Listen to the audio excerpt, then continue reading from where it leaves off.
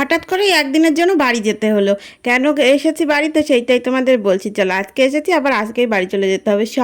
আসলে মামা বাড়িতে সবাই মিলে একটা পিকনিকের আয়োজন করা হয়েছে। মামারা এসছে দূর থেকে, মাসি সবাই মিলে এসছে দেখে তো আমাকেও ফোন করেছিল যে তুইও চলে আয় একদিনের জন্য, তো এসে আবার চলে যাস। তো দেখো এখানে কিন্তু রান্না বান্না সব কিছু হয়ে গেছে, 2 রকমের মাংস কষানো, তারপরে এই যে এটা দেশি মুরগির মাংস, মিষ্টি সব, দই সব কিছু এনেছে। তো এখন আমরা খাওয়া দাওয়া করব, কিন্তু তার আগে দেখো চলো একটু ঘুরে আসি।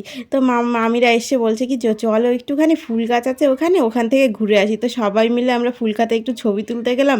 আর আমার বরকে বলছে একটু ছবি তুলে দাও। ওরে বাবা, সে নিজে কী সব বলছে, সেই শুনে আমার হাসতে হাসতে হয়ে গেল।